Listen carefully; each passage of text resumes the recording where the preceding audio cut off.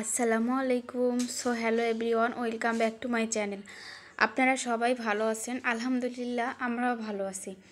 আজকে তোমাদের মাঝে ইউনিক একটা রেসিপি শেয়ার করব। আসলে এই মাছটা কিন্তু খুবই সুস্বাদুকর একটা মাছ। তো এটা হচ্ছে, এই মাছটার নাম হচ্ছে তোমার টাটকিনি মাছ, টারকিনি যাই হোক। তো এই মাছটা আজকে আমি পটলের ছোকলা উপরে আঁশটে শুধু ফালাবো, কিন্তু পটলের মানে ছোকলা আছে না, ওটা ফালাবো না।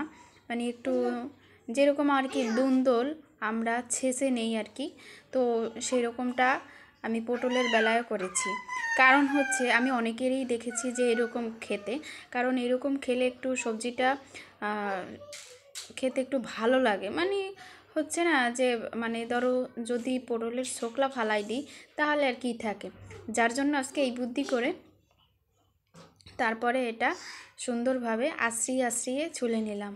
তো যাই হোক, পটলগুলো কিন্তু সুন্দর ছিল। আমার জামাই এনেছিল, আর জামাই কিন্তু খুবই ভালো করে বাজার করতে পারেন, আমার থেকেও ভালো বাজার করে। বাট অনেক দাম দিয়ে আনবে, কিন্তু জিনিস ভালো। যাই হোক, তো গাইস আজকে কিন্তু আমি সেই রেসিপিটা তোমাদের কাছে শেয়ার করব। এখানে আমি দেখতেই পাচ্ছ আমি কি কি দিয়ে নিয়েছি। আর আমি কিন্তু আজকে মশলা ছাড়াই কিন্তু রান্না করতেছি।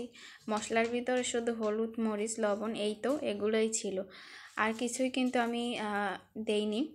তো একটু জিরে দিয়ে দেব। এই মাছটা না এতটাই ভালো লাগে, কি আর বলবো। আমি যখনই পাই বাজারে তখনই আমি কিন্তু নিয়ে আসি, কারণ হচ্ছে এই মাছটা যখন থেকে খাওয়া শিখেছি তখন থেকে এই মাছের আমি ফ্যান হয়ে গেছি। এই যে দেখতেই পাচ্ছ, একটু জিরার গুঁড়ো দিয়ে নিলাম।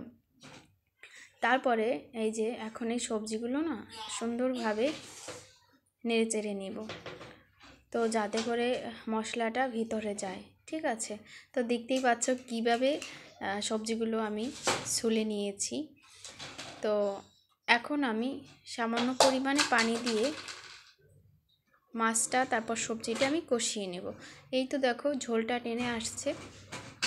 তো তারপরে এখন নেড়ে চেড়ে দেবো, খুবই সাবধানে নাড়তে হবে। এই মাছগুলো কিন্তু খুবই নরম, তো খেতে বেশ দারুণ ছিল।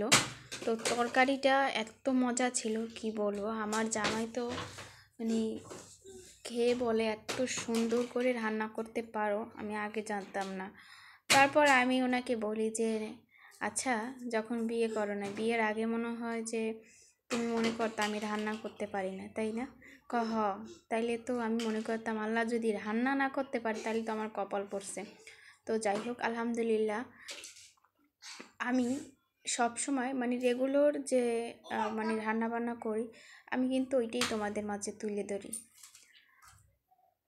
আমার শীতকালীন সবজি খেতে খুবই ভালো লাগে। এখন তো শীতের সিজন আসছে, আমার সবজি বেশি পছন্দ। যাই হোক, তাই মাছ দিয়ে আজকে সবজি রান্না করলাম। তো এখন আমি পরিমাণ মতো ঝোল দিয়ে নেব। আর তোমাদের একটা টিপস শেখাই, যারাই রান্না করো এমনভাবে ঝোলটা দিবা মানে সবজিটা যেন ডুবে থাকে, এবং মাছ রান্না করলেও মাছটাও যেন ডুবে থাকতে পারে, এই পরিমাণে পানি দেবা। তাহলে কি জানো, মাছের ভিতরে তোমার মশলাগুলো ঢোকে, লবণও ঢোকে, তো মাছটা পারফেক্টভাবে রান্না হয়। আর একটা কথা হচ্ছে যে মাছে কিন্তু গন্ধ করবে না। তো যাই হোক, তোমরা এই টিপসটা ফলো করতে পারো। আজকের রেসিপিটা কিন্তু দারুণ ছিল।